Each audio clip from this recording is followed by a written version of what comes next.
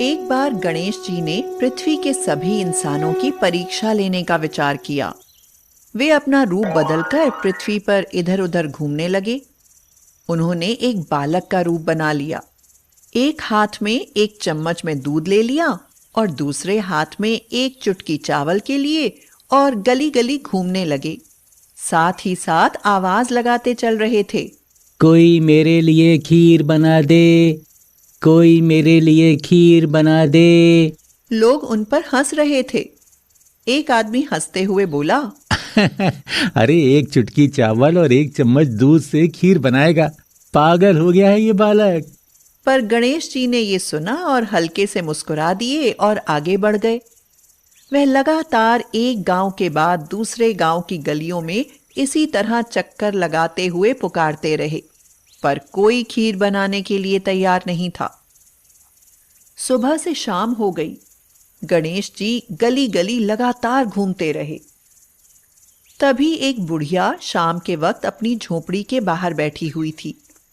गणेश जी ने उससे कहा, कोई मेरी खीर बना दे, कोई मेरी खीर बना दे। बुढ़िया औरत बहुत गरीब थी, लेकिन कोमल हृदय वाली स्त्री थी। वह बोली, बेटा, मैं तेरी खीर बना देती हूँ, अंदर आ जाओ।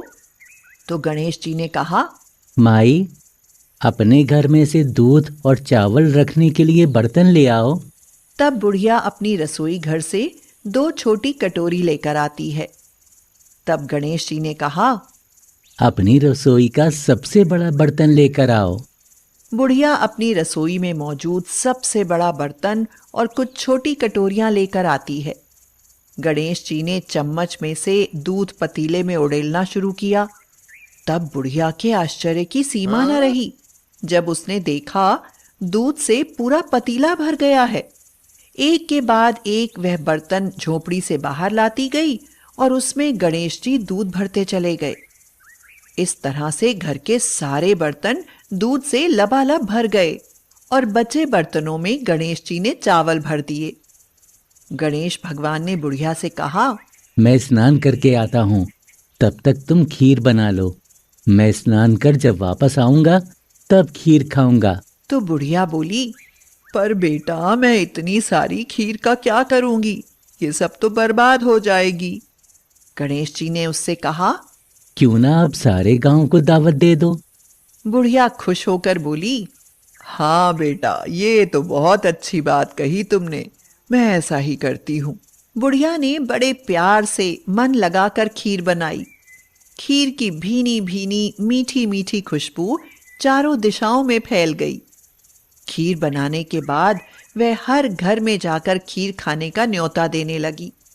कुछ लोग उस पर हंस रहे थे, वहीं कुछ लोग सोच में थे कि कैसे एक गरीब औरत जो भीख मांगकर जीती थी, आज वो पूरे गांव को न्योता दे रही है।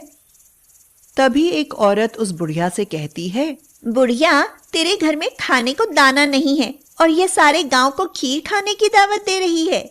बुढ़िया हल्का सा हंसी और आगे चल दी। लोगों को कुतूहल हुआ और खीर की खुशबू से लोग खिंचे चले आए। जब बुढ़िया की बहू को दावत की बात मालूम हुई, तब वह अपने बेटे बेटियों को लेकर सबसे पहले वहां पहुंच गई और सभी बच्चे खीर खाने की जिद करने लगे। उसने सबको खीर दी और बाहर जाकर बैठ गई।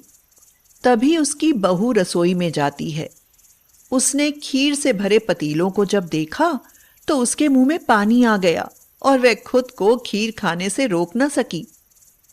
उसने एक कटोरी में खीर निकाली और दरवाजे के पीछे बैठकर खाने की तैयारी करने लगी। गणेश जी भगवान, भोग लगाना। इसी बीच एक छींटा गिर गई और गणपति जी को भोग लग गया और वो प्रसन्न हो गए। बुढ़िया ने देखा बालक वापस आ गया था।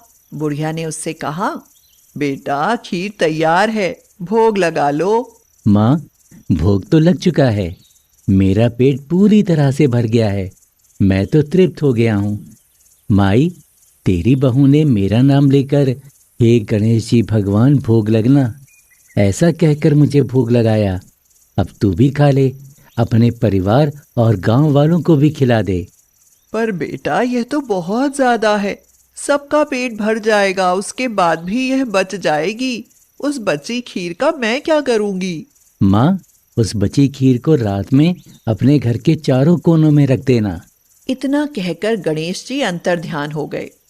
जब सारा गांव जी भर कर खा चुका, तब भी सारी खीर बची हुई थी। बुढ़िया ने खीर से भरे बर्तनों को अपने घर के चारों तरफ रख दिया। रात शांति से बीत गई और जब सुबह आंखें खुली तो उसने देखा कि उसके खीर वाले पतीलों में खीर के स्थान पर सोने, हीरे, जवाहरात और मोती भर गए हैं। बुढ़िया ने बोला, एक समय था जब मेरे बेटे बहू ने मुझे घर से निकाल दिया था। तब मैं भीख मांग कर अपना जीवन गुजार रही थी, पर आज मैं बहुत खुश हूँ। मेरी सारी दरिद्रता दूर हो गई और अब मैं आराम से रहूंगी। मेरे तो सारे कष्ट दूर हो गए।